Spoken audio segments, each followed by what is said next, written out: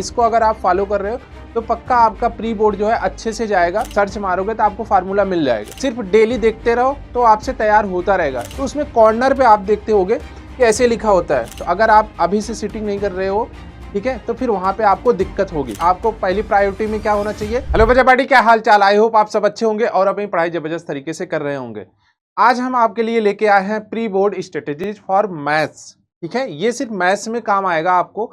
तो मैथ्स में आपको प्री बोर्ड में ऐसा क्या करना है जिससे आपको मैथ्स में 100 में 100 नंबर्स आए। तो बच्चा आपको कुछ सिंपल से कुछ मैं आपको टिप्स दे रहा हूं जिसको आप फॉलो कर सकते हो और अपने बोर्ड प्री बोर्ड में, ठीक है, बोर्ड तो प्री बोर्ड के बाद होगा, बोर्ड में आप अच्छे नंबर्स ला सकते हो। देखो अभी आपका हाफ ईयरली हुआ होगा तो आपने हाफ ईयरली में लगभग आप हाफ सिलेबस कवर किए होगे। ठीक है, उसके बाद प्री बोर्ड एक ही बहुत ही अच्छी चीज़ है आपको बोर्ड से पहले खुद को चेक करने के लिए कि कितने मेरे नंबर्स बन रहे हैं, मेरे कौन कौन से टॉपिक्स स्ट्रॉन्ग है, कौन कौन से टॉपिक वीक है। ठीक है, तो वो सारी चीज़ें आप प्री बोर्ड में अप्लाई कर सकते हो, क्योंकि अगर आपका प्री बोर्ड अच्छा जा रहा है, प्री बोर्ड की तैयारी अच्छी है, तो फिर आपकी बोर्ड की भी तैयारी अच्छी है। ठीक है, तो बोर्ड भी आपका अच्छा ही जाएगा। तो यहाँ पे कुछ आपके लिए टिप्स है। क्या क्या टिप्स है, देखो ये 5 टिप्स आपके लिए हैं रामबाण जैसे। इसको अगर आप फॉलो कर रहे हो तो पक्का आपका प्री बोर्ड जो है अच्छे से जाएगा और बोर्ड भी अच्छे से जाएगा, इसकी गारंटी है। ठीक है, अगर इसमें से आप एक दो भी मिस कर रहे हो कि ऐसे हवाबाजी कर रहे हो तो आपको फिर दिक्कत हो सकती है बोर्ड में। सबसे पहले आपको क्या करना है, revise formula through mind map. Sir ये क्या है, देखो बच्चा, जो आप लोगों को देखो मैथ्स में बहुत सारे फार्मूले होंगे, हर चैप्टर में 10-15 फार्मूले होंगे। ठीक है, तो आपको क्या करना है, फार्मूला सीट बनाना है।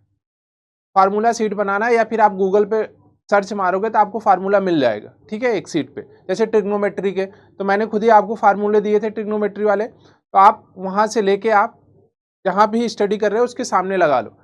सिर्फ डेली देखते रहो तो आपसे तैयार होता रहेगा। ऐसा नहीं कि आप सारे एक दिन में याद कर ले जाओगे, लेकिन अगर 2-4 दिन लगातार देखते रहोगे तो फार्मूले आपको याद हो जाएंगे। तो भैया रिवाइज करना है आपको फार्मूले थ्रू माइंड मैप। ठीक है, थ्योरी साइड में कर देना, फार्मूले एक तरफ कर लेना। तो फार्मूले अगर आपको याद रहेंगे फिर उस पर आप प्रैक्टिस कर लो तो आपके अच्छे से कवर हो जाएंगे। ठीक है, सेकेंड पार्ट क्या है कि जो ज़्यादा नंबर्स के क्वेश्चंस हैं जो लॉन्ग आंसर में आते हैं, मतलब जो दीर्घ उत्तरी वाले प्रश्न हैं, ऐसे आप देखते होंगे कुछ क्वेश्चंस ऐसे होते हैं जो 4-4 नंबर्स के आते हैं।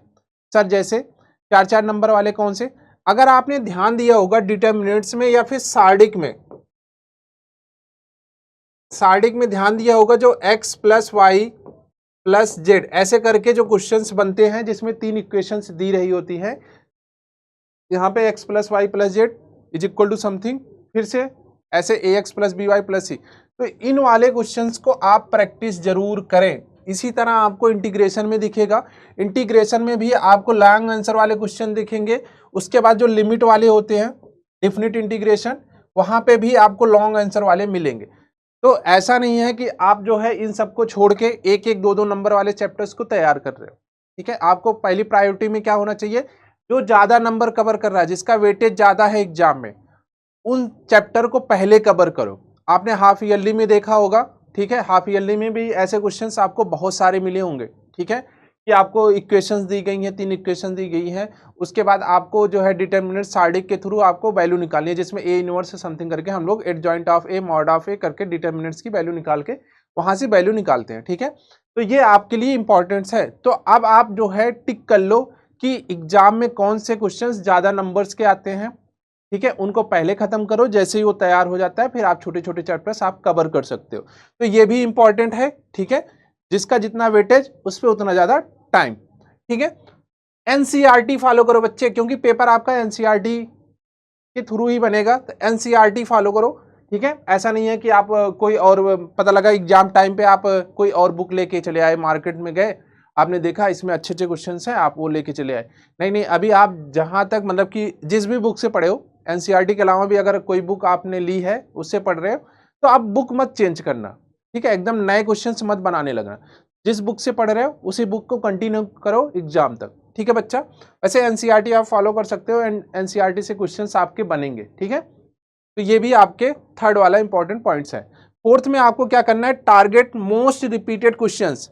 आप लोग देखते होगे ना कि जब मार्केट से लेके आते होगे PYQ वगैरह की सीरीज, PYQ वगैरह के क्वेश्चन से लेके आते होगे, तो उसमें कॉर्नर पे आप देखते होगे कि ऐसे लिखा होता है 2021, 2022, 2023 ऐसे करके लिखा होता है, ठीक है। तो इन सब वाले क्वेश्चंस को जिसपे ज्यादा बार दिख रहा है आपको, जो ज्यादा बार रिपीट हुए हैं, इन सबको ट्राई करो बनाने के लिए, ठीक है। मैथ्स में अगर आप बनाओगे तो ही आपकी नैया पार होगी। अगर आप ये सारे क्वेश्चन छोड़ दोगे तो फिर से आएगा। देखो कुछ तो आपका फिक्स पैटर्न है, जैसे ये वाले क्वेश्चंस आपको दिखेंगे ही एग्जाम में, ठीक है, इनसे आप भाग नहीं सकते। समाकलन वाले क्वेश्चन, सार्डिक वाले क्वेश्चन, ये लॉन्ग आंसर में दिखेंगे ही दिखेंगे, ये फिक्स है। तो आप ट्राई करो जो आपके रिपीटेड क्वेश्चंस हैं उनको बनाने की, ठीक है, जिससे आपको और वहाँ पे आपका जो ट्रस्ट है अपने आप में बढ़े, बिलीव अपने आप में बढ़े, कॉन्फिडेंस बढ़े, जिससे आप एग्जाम में भी, रियल एग्जाम में भी आप सॉल्व कर पाओ। तो बच्चा जो मोस्ट रिपीटेड क्वेश्चंस हैं ये आपको PYQ के थ्रू मिल जाएंगे, वहाँ से आप सॉल्व कर लो, ठीक है। और इम्पॉर्टेंट ये भी है ना कि आपको PYQ भी सॉल्व करना है, PYQ के जो क्वेश्चंस है ना उसको भी बनाते रहना है, क्योंकि जब तक आप PYQ सॉल्व नहीं करोगे तो आपको पता नहीं चलेगा कि आपकी तैयारी कहाँ पे पहुंची है। जैसे जैसे आप PYQ सॉल्व करोगे आपके अंदर कॉन्फिडेंस आएगा। और कोशिश करो ना कि जो आप 3 घंटे का, जो 3.25 घंटे का पेपर है, 3.25 घंटे आप बैठ के एक बार मैथ सॉल्व करने की कोशिश करो, क्योंकि बोर्ड में आपको 3.25 घंटे बैठ के पेपर सॉल्व करना है। तो अगर आप अभी से सिटिंग नहीं कर रहे हो, ठीक है, तो फिर वहाँ पे आपको दिक्कत होगी। ट्राई करो कि डेली नहीं, अगर डेली नहीं हो पा रहा, हफ्ते में एक पेपर मैथ्स का, ठीक है, एक पेपर मैथ्स का आप हफ्ते में एक बार 3.25 घंटे आराम से बैठ के सॉल्व करने के लिए, ठीक है। तो वहाँ से आपको हैबिट बन जाएगी, एग्जाम में भी आपको दिक्कत नहीं आने वाली। और भाई साहब आखिरी वाला क्या है, 5वां, ट्रस्ट इन योर सेल्फ, ठीक है। अब जैसा भी था बोर्ड वगैरह, जैसा भी था, अब आप तैयारी कर लो, ठीक है। अपने आप में बिलीव रखो, अपने आप पे ट्रस्ट रखो कि मेरा पेपर अच्छा ही जाएगा, ठीक है। अब ऐसा है नहीं कि अगर आपने 4 महीने मस्ती की है तो ऐसा नहीं होगा कि अचानक से सारी चीज़ें चेंज हो जाएंगी और आपको सब आने लगेगा। जिसने स्टार्टिंग से पढ़ाई की है उसके तो मौज है, जिसने अभी स्टार्ट किया है तो 2-3 मंथ अभी भी हैं तो कोशिश कर सकता है, उसके भी अच्छे बन जाएंगे। तो अपने आप में ट्रस्ट जरूर रखना कि मैं अच्छा ही करूँगा एग्जाम में, ठीक है।